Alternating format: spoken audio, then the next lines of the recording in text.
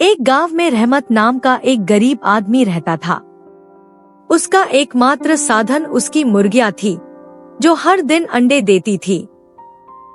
वह कुछ अंडे अपने लिए रखता और बाकी बाजार में बेचकर अपना गुजारा करता।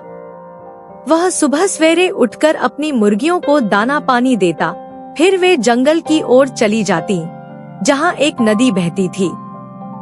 वहां जाकर वे पानी पीती, कीड़े मकोड़े खाती और सारा दिन मस्ती में बिताती। शाम होते ही वे वापस आ जाती और रहमत उन्हें गिनकर पिंजरे में बंद कर देता। जंगल में चंपा नाम की एक चालाक लोमड़ी भी रहती थी। वह कई दिनों से इन मुर्गियों को देख रही थी और मन ही मन योजना बना रही थी कि अगर रोज एक मुर्गी खाने को मिल जाए तो उसे कहीं और शिकार के लिए भटकना नहीं पड़ेगा।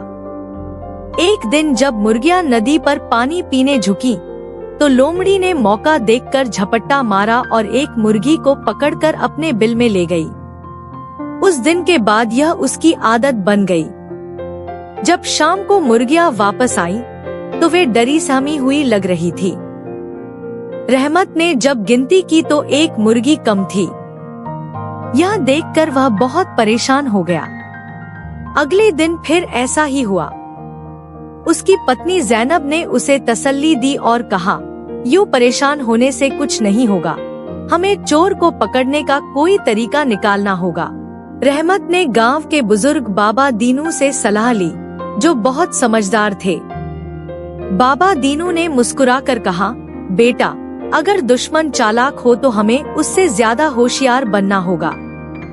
अगले दिन रहमत ने जंगल में नदी के पास एक गहरा गड्ढा खोदा और उसके ऊपर पत्तों और टहनियों की परत बिछा दी ताकि वह सामान्य जमीन की तरह लगे। फिर वह झाड़ियों में छिपकर बैठ गया और इंतजार करने लगा। कुछ देर बाद लोमड़ी दबे पांव आई। जैसे ही उसने मुर्गी पर झपट्टा मारने की कोशिश की, जमीन उसके नीचे धंस गई और वह धड़ाम से गड्ढे में गिर गई। जैसे ही लोमड़ी गड्ढे में गिरी, रहमत ने तुरंत गांव के लोगों को बुला लिया। सब लोग डंडे लेकर पहुँचे और लोमड़ी की खूब धुनाई की। वह चीखने लगी, मुझे छोड़ दो, मैं दोबारा कभी चोरी नहीं करूंगी। मगर गांव वाले जानते थे कि लोमड़ी अपनी फितरत नहीं बदलेगी। रहमत ने लोमड़ी को अधमरी हालत में एक बोरी में बंद किया और उसे गांव से दूर एक घने जंगल में छोड़ आया, जहां अक्सर शिकारी आते रहते थे। जब शिकारियों ने बोरी खोली और उसमें चंपा लोमड़ी को पाया, तो उनके चेहरे खुशी से खिल उठे। यह तो वही लोमड़ी है जो हमारा शिकार चुरा लेती थी, आज हमारे हाथ लग गई। उन्होंने लोमड़ी को पिंजरे में बंद किया और बाजार ले जाकर महंगे दामों में बेच दिया।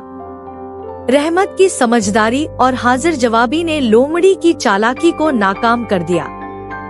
इसके बाद जंगल में शांति हो गई और उसकी मुर्गियां बेखौफ होकर नदी पर पानी पीने जाने लगी। यह कहानी हमें सिखाती है कि जो दूसरों का नुकसान करता है, उसे एक दिन अपनी हरकतों की सजा जरूर मिलती है।